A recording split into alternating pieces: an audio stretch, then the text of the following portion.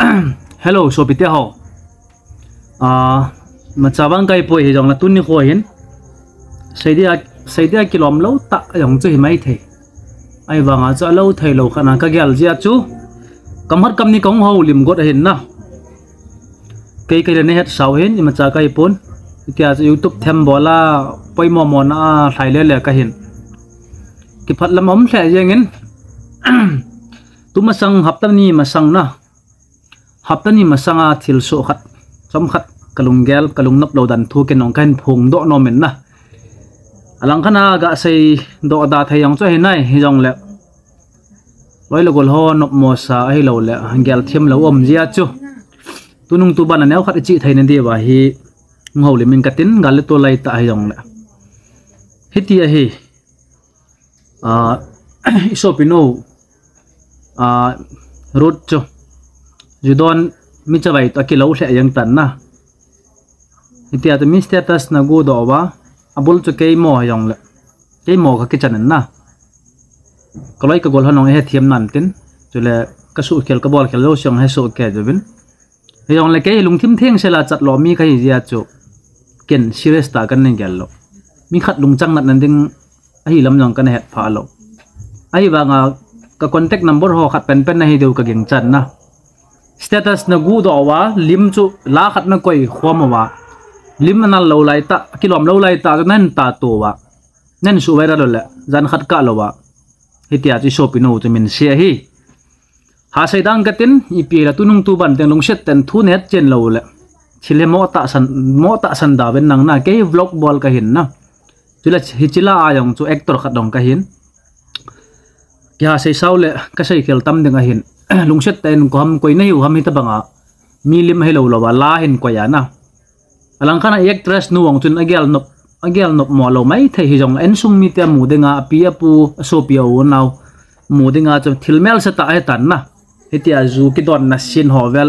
hello lawa la ki koi khuma hitia Facebook social media na the za lo he di ka sapun na kyong abula chu serious ta kan gel lo hen thuang chi la ti sai dam ka album bol jeng oyang kho anom thei tapon na ong so do lo ong sei thei he tapon ya chu tunung tu ban teng koi cha koi naw hojong na actress sau chu hon i promote zo do hen gal nei hi ven na ho adu da shooting bon nop na nei ham na tiu hong nga do ben nang na ne hol na ha chom hen so pitia ho gal nei i ve ti chu ne olen het do hen na ping pan na pau thei pan nong ku ki ten tu lai ta gal nei het so kai te hen no ong ha ki kum he ben nang na gal kap hon gal ka mu la son lai sa u ilam kai hawen ta jai lam kai pe o atho the hon i tho pe o hin na alang khana kilom poi ka thil bol chuna ka khel ma yang ma hi jong le comment ho wang chu lungset ta en mazat pe da je ben nang thile i het to lo la na anok thei pon youtuber khat ka hi ke tela chu youtuber mong ni to ka kilo ben ai pi jong lungset ta tunung tu ban teng la wang inunga ho na isai na o te ho he nam pi jam hoi khana nei ge lo la lungset ta na hi lo wa idit hung bol ji even nang na su viral hi even nang hi cho bang no azala chu mai le tan na mo law ku ki te chu chanam khana ki daung zo a hin na aki ho chu album tho film tho ho chu nei ha ki sa lungim pi ben nang na me nei ko na wa thlai le ka hi ben hi chi album ka tho man wa chu gal kap hon gal kap lo di ong hai di pon na ka la mi khat mi ni nei ji ben na phalo wa thu ha ki sai thei pon na thu gel la gel long ka sen kan sai do thei pon tu chunga ka thil bol chu ken dong ka bol khelen na ai chu ke hin shooting hay ti het andinga je vlog yong khana vet do hen na rut dung dim kimi khong sai jamin thang ke nei mo dio hen na ipi ka man ipi ka bol hen het so ke do hen no hen akale lang ta na chi kwai sa ola thu sang be ta na thung man be chet hen na so pite ho ha mi ngai lu mi support nei lo paten support ne na mi pho nom nei lo direct en ka number hall ben nen call ji ben nang na tunung tu ban tang het bang hen bol thai bo nei ti ta bang ki hon ka bol zo se pate cha tao na ta thua ya kai ki pan je hen na gal ka kap lo wang wa to nei noi se di wang he pon ki hon gal ka kap lo man wa album film ka tho man wa to ki ho hen front line am ho chu kalung set lo ka gel do lo ka hai mi lo he di pon na gel to chat ben nang tu kal thum sai ji ben nang kalung han jia kan sai yong ai pon na nop mo ka sa jia pasal ki dam to dai pasal hi la na pasal hi la no mai sai set lo ding dam lo ding a hen na mi pha khat to mi se titidam alung chang tong ka thei thuren bol do ta ri wa chu anom thei ta poi ti thu hen na ai pi le so pite ho kukinam hi neu chai po ben na nam len ta iu a hin nam khat chi khat hi jewa chu film album no nei mo ai pon na hi jong la kyo na wal be se ani si a film album ai ko ka man ai pon na jong hi nei hat them pe ben na frontline pha khalo ong kai de lo pi mi ka pan pinong ken ka sai do ngai lo pi YouTuber ha tam yang ke adia ke YouTube tu ka la comment nei ha pi ben na yang chang na bol na jong san na bol nang gal net pha lom tio ke chan nei ho chu cho cái reply kham kan sapo ben na net thiam lo jo hin video lui ta tang ka memoria kana koi ho chu YouTube kan hon ta ya kan koi ji hin na so pite ho ne thiam ben nang ung set ten comment ho hi sim ngam ngam nang om pon na en comment ho chu frontline mu khalo yong nei mai the hin frontline na phatta chal nam ngai lu na jala pan lo ho chun film album a ke saboy gospel singer love song singer ho chung thu khat yong sai kha lo ding ka ta sanen na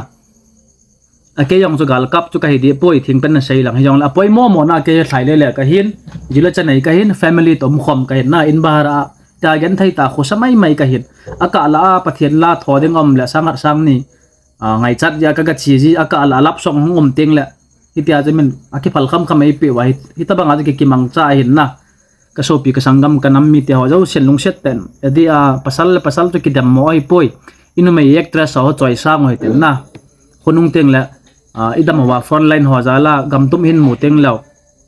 kiwa na theya kan nei thenen de ben kalam piu nei su set pe ben nang chule tu chunga hi cha album a blog kan bol kaloi ka gol ka crew member ho ti yang ka director no hi win chule singer actress chule ka actor paumino wa hin chule arranger mi men ho ke ben nei na thiam ben nang na ke hin ilimu chu koi machan ti saidam asilanga gyal loading ahi tiaw kana gyal kha hin na ke gyal banga men lungyal nei nan ta kana ti kha ya lim chu kin ka viral sa ngai pun na kadirat pai hin e jong lami phalo ma hin na ke kon tenga ko na hi ding hen tuni sang boy to ke kha jau si ka status mu kha jau si khat pen pen na hi du hin na hi ta banga lim chawai sorry lim chawai katin kalimo hi lo lang ta la to men koi wa root video ai lo lang ta nen sim kha je ba so en sung mi ten mo na sa du ka ta chen lung set ten ka video na mo law na he thiam ben nang ka director nu chingboy en hoi dewa cha san na o ma na asim thua hitia ju shooting kan bol hin ni na ngai dam bo ka bol ke lo lien pen nei ngai dam diwen kong ta ben ka bol phat ma chu nam pin ki thangan nan nei ta hen nang muntin gam tina om ka so pi adia ke YouTube subscriber ho jau si ka ki pain nei support jong ben ke yong ka chal tul tulin ni kha khat la nam pi pan pi thia kong om ding ikinap naw he o ka ki pa e cycle se bal man ngai dam ben nang actress no hin kaloi ka gol ho jo sin lung set ten ka chunga nok mo la sa no mo na sa ola ni ngai dam ben nang ke hin dungyal nei ta thu sai di ka tiam ka sai thai ji pun na gam tin vlog bola adu da sai wang so ka thiemin ka ki pa e chan chu tan ta ke thiem ta video edit bol pa wang hen ni kho khat la ti sai dam ngai dam na thum ding ki tela cha mel sin nang nong ki gal to nen kon tenga ke ka nen ti lawang so na ki su viral pon tin na nong ki phon thai lawang so dei sa ai o thank you guys.